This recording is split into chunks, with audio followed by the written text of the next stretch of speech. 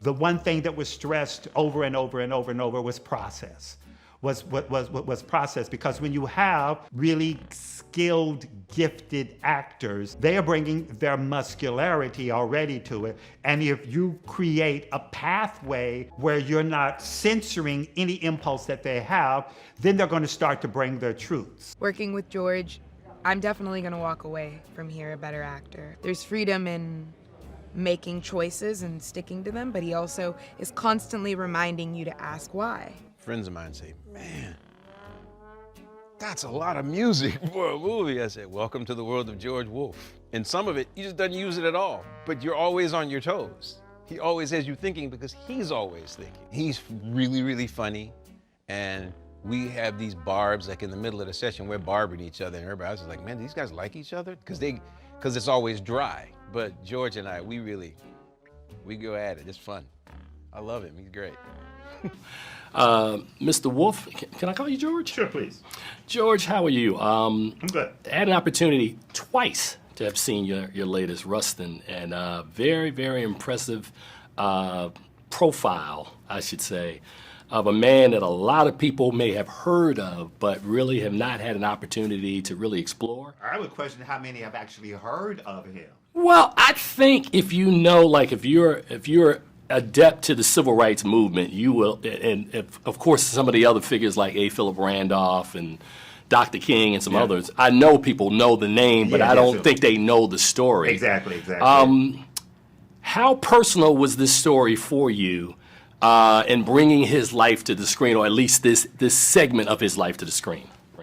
Well, it was personal just in the sense that I think it's very important that we know remarkable people, and we know remarkable people who sacrificed and gave so much, and were so crucial, and that history, does frequently what history does, which is disregard those who it can, and doesn't feature everybody who needs to be featured. So I felt this sense of less personal and more so a responsibility to make sure that the name Rustin and Bayard Rustin specifically be celebrated and be acknowledged, and for his passion and for the ferocity of his commitment, and also for his brilliant organizational skills,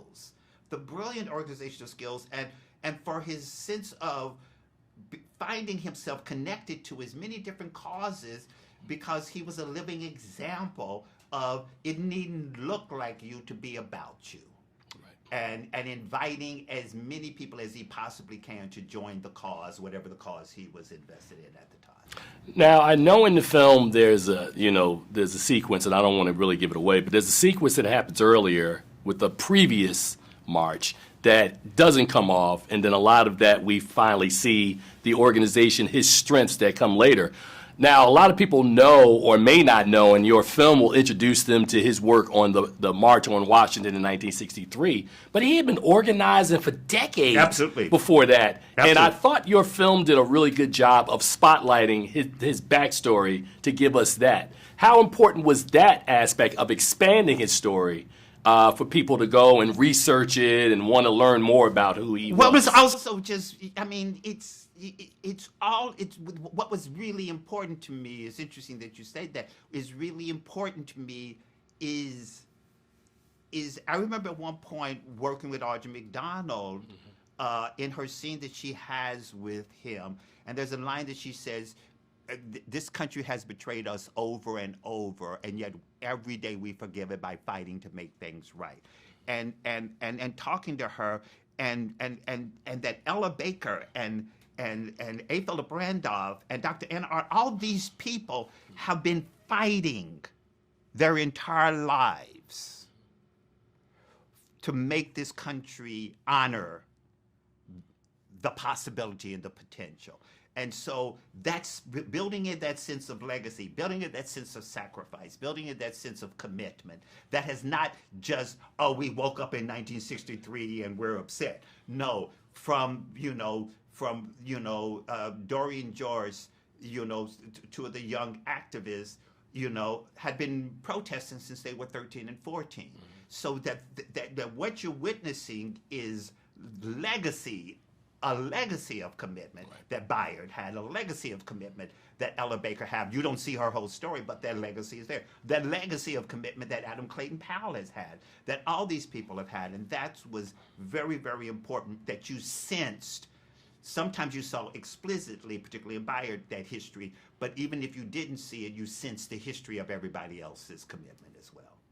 My God, George C. Wolfe, I just want to have such a long conversation with you, but I'm out of time. I'm going to see more of you, hopefully, on the award circuit promoting this film. Rustin is in theaters when? Now. Thank As you. we speak. As we speak. And thank you for your time, sir. Thank and you. continued success. Thank you very much. All right. Take care. All right.